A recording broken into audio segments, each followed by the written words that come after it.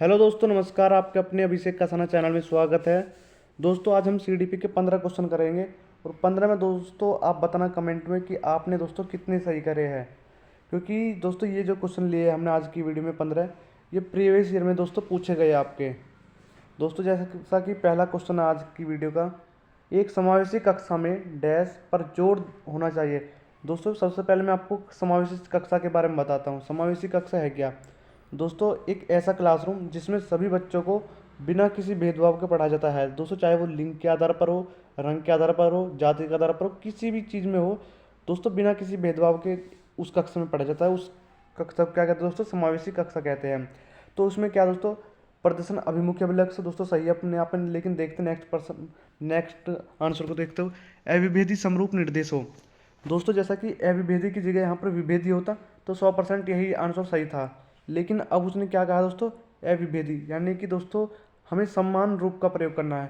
दोस्तों सीडीपी में हमको एक बात का विशेष ध्यान रखना कि इस चीज़ का दोस्तों, कि कभी भी बच्चे को कोई चीज़ सिखा रहे हैं तो उसको एक तरीके से मत सिखाना, उससे विभिन्न विभिन्न तरीक़ों से सिखाना, ताकि उसके चीज़ समझ में आसानी से आ जाए।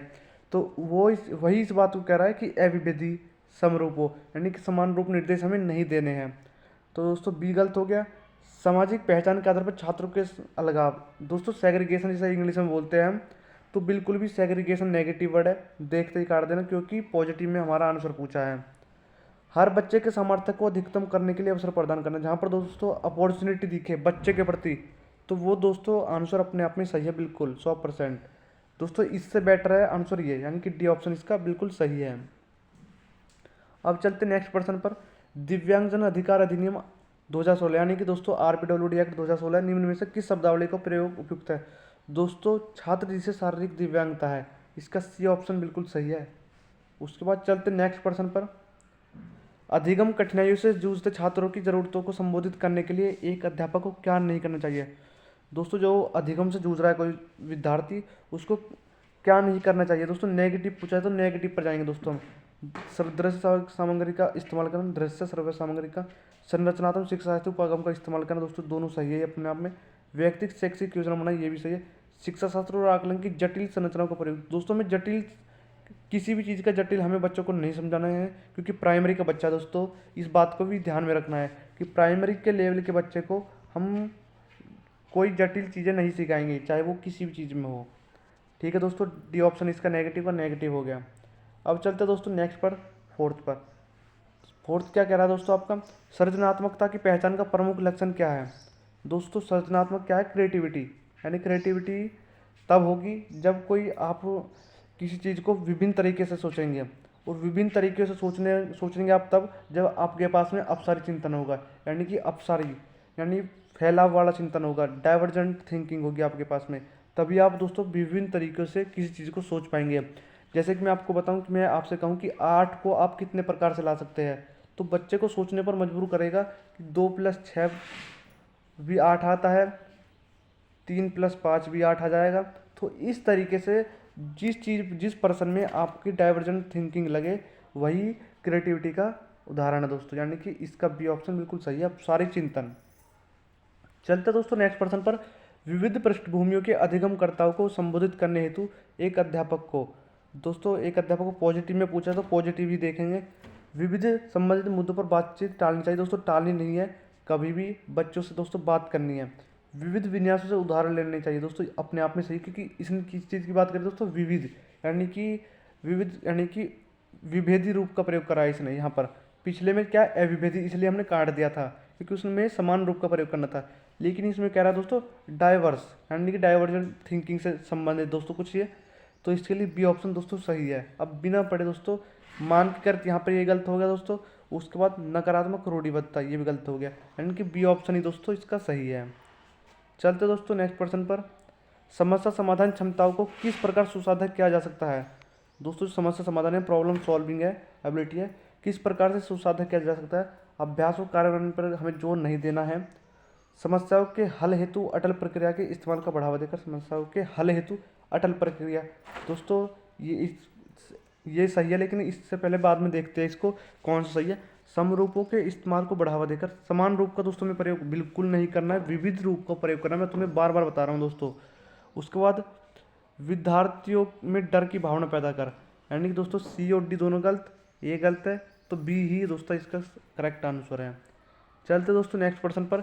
एक अध्यापिका को दिए गए किसी कार्यकलाप में छात्रों की विभिन्न त्रुटियों का विश्लेषण करना चाहिए, क्योंकि दोस्तों ये सॉरी थोड़ा सा प्रॉब्लम हो गई। तो किस प्रकार से प्रॉब्लम करनी चाहिए दोस्तों, इसके आधार पर वह दंड की मात्रा निर्धारित कर सकती है। दोस्तों दंड बिल्कुल नहीं देना है बच्चों को, चाहे वो गलती भी करे। दोस्तों इस बात का ध्यान रखना है आपको सीटेट में, बच्चा चाहे कितनी भी गलती करे उसको पनिशमेंट हमें नहीं करना है, उसको कभी भी गलत नहीं ठहराना है हमें। तो ये ऑप्शन गलत, क्योंकि नेगेटिव पूछा नहीं है दोस्तों, आपका पॉजिटिव क्वेश्चन पूछा है। तो पॉजिटिव के लिए दोस्तों पॉजिटिव याद रखना आप। तो उसके बाद त्रुटियों की समझ अध्यापन अधिगम प्रक्रिया के अर्थ लिए अर्थपूर्ण है। दोस्तों ये भी सही है अपने आप, लेकिन नेक्स्ट पढ़ते हैं। इसके आधार पर वह ज़्यादा त्रुटियां करने वाले छात्रों को दूसरे छात्रों से अलग कर सकती है। दोस्तों सी भी गलत है, क्योंकि हमें अलग किसी भी हाल में नहीं करना है, क्योंकि समावेशी शिक्षा का प्रयोग है यहाँ पर दोस्तों। अधिगम केवल त्रुटियों के शोधन पर निर्भर है, अधिगम केवल ओनली दोस्तों जहाँ पर भी वर्ड दिखे नेगेटिव है, नेगेटिव नहीं पूछा है। तो दोस्तों त्रुटियों की समझ यानी बी ऑप्शन ही दोस्तों इसका सही है। चलते नेक्स्ट प्रश्न पर। आंशिक दृष्टि वाले विद्यार्थी के लिए निम्नलिखित में से कौन सी अधिगम सामग्री उपयुक्त नहीं है। दोस्तों कोई विजुअल बच्चा है जो देखने में साइटेड, देखने में प्रॉब्लम है, तो अधिगम सामग्री उपयुक्त नहीं है, यानी कि दोस्तों नेगेटिव पूछा है, तो नेगेटिव ही बताना दोस्तों। बड़े आकार में मुद्रित पुस्तकें, त्रिविमीय नक्शे और चार्ट, बोलती पुस्तकें, स्पर्श सूचना पट, छोटी मुद्रा वाली कार्य शीट। दोस्तों इसमें देखो गौर से देखना, तो ध्यान से देखना कि इसका क्या आंसर है। दोस्तों दृष्टि वाले विद्यार्थियों के लिए निम्नलिखित में से कौन सी अधिगम सामग्री उपयुक्त नहीं है। दोस्तों जो उपयुक्त सामग्री दृष्टि से संबंधित है, दोस्तों बड़े आकार में मुद्रित पुस्तकें। दोस्तों जब बच्चे को आंशिक दृष्टि वाला विद्यार्थी है, यानी कि दोस्तों पूरा पार्सली मतलब कंप्लीटेड नहीं है, वो बिल्कुल दृष्टिबाधित नहीं है, तो बिल्कुल दोस्तों तो उसे कुछ कुछ ना कुछ दिखता है, क्योंकि उसने किस चीज़ का शब्द प्रयोग करा, आंशिक दृष्टि। इसलिए दोस्तों आपका जो आंसर है वो है छोटी मुद्रा वाली कार्य शीट। ठीक है दोस्तों, चलते नेक्स्ट प्रश्न पर। एक समावेशी शिक्षा के पीछे अंतर्निहित विचार है। दोस्तों समावेशी शिक्षा आप जानते हैं, इंक्लूसिव एजुकेशन, जिसमें बिना किसी भेदभाव के सभी को एक छत के नीचे शिक्षा दी जाती है। लेकिन अब विचार पूछ रहा है दोस्तों इसमें ये, बच्चों को उनकी योग्यता के आधार पर पृथक करना। दोस्तों नहीं करना है, देखते ही ए गलत। उसके बाद बी पर चलते हैं। बच्चों की क्षमताओं के आधार पर उनकी सीमाओं की पहचान करने के लिए उन्हें नामांकित करना। हमें दोस्तों लेबलिंग नहीं करनी है। दोस्तों कुछ वर्ड ऐसे हैं सीटेट में जो पॉजिटिव नेगेटिव वर्ड देखते ही आप उनको कैंसिल कर सकते हैं, जैसे कि लेबलिंग आ गया यहाँ पर, लेबलिंग ये रहा दोस्तों इंग्लिश में। उसके बाद में आपका पृथक्करण करना, सेग्रीगेशन, या जिसे हिंदी में अलगाव भी बोलते हैं दोस्तों। ये कुछ नेगेटिव वर्ड ऐसे हैं दोस्तों जहाँ पर यदि इसमें नहीं पूछता तब दोस्तों अपने आप में ये सही थे, लेकिन अब नहीं है दोस्तों, यानी कि ए गलत बी गलत। अब चलते सी पर। अलग अलग अक्षमताओं वाले बच्चों के लिए विशिष्ट शैक्षिक संस्थाओं का प्रावधान करना। दोस्तों ये भी सही है, लेकिन अब नेक्स्ट भी पढ़ते हैं दोस्तों क्या है, क्या इससे बेहतर डी ऑप्शन हो, क्योंकि सीडीपी में दोस्तों कंफर्म नहीं है कि कौन सा ऑप्शन सही है।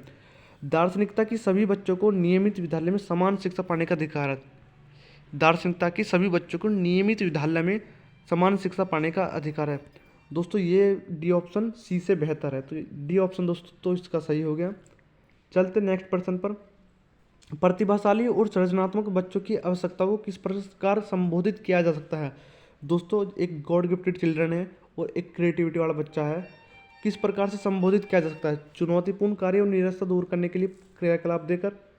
दोस्तों चुनौतीपूर्ण कार्य हमें कभी नहीं देना है बच्चों को। ठीक है दोस्तों, ये ए गलत हो गया। बी चलते हैं। वे पर्सन देकर जिनमें अभिमुखी चिंतन की आवश्यकता है। दोस्तों वो पर्सन हमें नहीं देने हैं जिनमें आपको कन्वर्जेंट थिंकिंग की आवश्यकता हो। दोस्तों हमें बच्चों को अपसारी चिंतन की तरफ ले जाना है, अभिमुखी की तरफ नहीं। तो यानी डाइवर्जेंट थिंकिंग की तरफ ले जाना है, वो क्वेश्चन हमें बच्चों को देनी है। बी गलत होगा दोस्तों। सी पर चलते हैं। पर्सन हल करने के लिए विशिष्ट निर्देश उपलब्ध कराकर। दोस्तों लेकिन डी पर देखते हैं सबसे पहले हम, रटने पर आधारित परीक्षा देकर। डी गलत, ए गलत, बी गलत, रहा कौन सा दोस्तों, सी ऑप्शन। पर्सन हल करने के लिए विशिष्ट निर्देश उपलब्ध कराकर। दोस्तों यदि यहाँ पर कुछ और देता, रटने पर आधारित पर्सन परीक्षा देकर, इससे अलावा कोई ऑप्शन देता तो सी से बेहतर हो जाता। क्यों? क्योंकि दोस्तों उसने विशिष्ट निर्देश की बात करी, यानी कि किसी एक निर्देश पर फोकस करा। लेकिन अब डी गलत है तो हम सी पर ही लगाएंगे दोस्तों। चलते नेक्स्ट प्रश्न पर। पठन विकल्प बच्चों की पहचान किस प्रकार की जा सकती है? दोस्तों डिसलेक्सिया है, पढ़ने से संबंधित है, तो किस प्रकार पहचान कर सकते हैं दोस्तों? दोस्तों उनके पढ़ने और लिखने की कौशलता के विश्लेषण से। दोस्तों ये सी ऑप्शन सही है, क्योंकि सामाजिक सांस्कृतिक की कोई बात है नहीं इसमें, शारीरिक स्वास्थ्य से संबंधित कोई नहीं है, और जटिल और उच्च स्तरीय समस्याओं की कोई बात नहीं, यानी कि सी ऑप्शन ही इसका दोस्तों सही है। चलते दोस्तों नेक्स्ट प्रश्न पर। प्रतिकूल परिस्थिति और वंचित पृष्ठभूमि वाले अधिगमकर्ताओं को संबोधित करने के लिए निम्नलिखित में से कौन सी पद्धति प्रभावशाली नहीं है? अधिगमकर्ताओं से बातचीत करके उनकी आवश्यकताओं और उनके सम्मुख आई चुनौतियों को समझना। दोस्तों ठीक है ये भी। अधिगमकर्ताओं को विद्यालयों के बाहर ट्यूशन पढ़ाने के लिए कहें। दोस्तों बिल्कुल गलत है, ट्यूशन नहीं पढ़ाना है। विद्यार्थियों को संतुलित चुनौतीपूर्ण लक्ष्यों के लिए अभिप्रेरित करना और उपयुक्त शिक्षण सहायक को उपलब्ध कराना। सही है दोस्तों। कार्यकलाप के लिए सहयोगी समूह बनाना और विद्यार्थियों को एक दूसरे का समर्थन करने के लिए प्रोत्साहित करना। दोस्तों इनसे बेहतर है आपका डी ऑप्शन, यानी कि डी ऑप्शन सही है, क्योंकि जिस चीज़ में आपकी समूह बनाने की बात हो और आपस में हेल्प करने की बात हो, ताकि आप इंकरेज कर सके, दूसरे को प्रोत्साहित कर सके, वही ऑप्शन दोस्तों सही है। डी ऑप्शन सही है दोस्तों इसमें। अपनी कक्षा में अर्थपूर्ण अधिगम को सुसाध्य बनाने के लिए अध्यापक को अपनी कक्षा में सामाजिक, सांस्कृतिक, धार्मिक, भाषीय विविधता को दोस्तों क्या करना चाहिए? टालना चाहिए? नहीं। उपेक्षित करना चाहिए? समझना? अनदेखा? तो दोस्तों इसका क्या हो गया आपका? C option. सी ऑप्शन क्यों है दोस्तों इसका सही? क्योंकि हमें समझना है दोस्तों विविधता को। चलते दोस्तों नेक्स्ट प्रश्न पर। बच्चों को विद्यालय में असफल होना। दोस्तों यदि कोई बच्चा विद्यालय में असफल हुआ तो क्या करना है? वंचित पृष्ठभूमि वाले बच्चों में अधिगम का समर्थन नहीं होता है। दोस्तों कभी भी बच्चे में नेगेटिविटी मतलब नकारात्मक उत्तर नहीं ढूंढना है हमें। निर्दिष्ट करता है कि विद्यालय इन बच्चों की आवश्यकताओं और रुचि की पूर्ति करने में समर्थ नहीं है। दोस्तों कभी भी हमें बच्चों में कमी नहीं निकालने, जबकि उसके विद्यालय में निकालनी, यानी कि बी ऑप्शन दोस्तों सही है। लेकिन नेक्स्ट पढ़ते हैं। साबित करता है कि इन बच्चों में आनुवंशिक पैदाइश से कमी है। दोस्तों नहीं बताना, बच्चों में कमी भी हमें पढ़ते ही काट देंगे। सूचित करता है कि अभिभावकों में अपने बच्चों के अधिगम में सहायता करने का समर्थन नहीं है। दोस्तों कभी नहीं करना है हमें, आप स्कूल की कमी बतानी दोस्तों, यानी कि बी ऑप्शन इसका सही है। दोस्तों लास्ट क्वेश्चन है आज की वीडियो का, और आप कमेंट में दोस्तों अवश्य बताना कि आपने कितने क्वेश्चन सही करे हैं सच में दोस्तों। चलते दोस्तों नेक्स्ट प्रश्न पढ़ते हैं। रूही हमेशा समस्या के एकाधिक समाधानों के बारे में सोचती है। इनमें से काफ़ी समाधान मौलिक होते हैं। रूही किन गुणों का प्रदर्शन कर रही है? दोस्तों रूही एक नाम की लड़की है, वो क्या है? एक से अधिक समाधान के बारे में सोचती है, यानी कि डाइवर्जेंट थिंकिंग का प्रयोग करें दोस्तों, कि एक इस समस्या को हल करने के लिए, जैसे कि उसके सामने कोई दोस्तों प्रॉब्लम है और वो उस प्रॉब्लम को सॉल्व करने के लिए अलग अलग विचार कर रही है दोस्तों, कि इस प्रॉब्लम को कैसे सॉल्व किया जा सकता है। तो किस थिंकिंग का प्रयोग करें दोस्तों? Divergent thinking.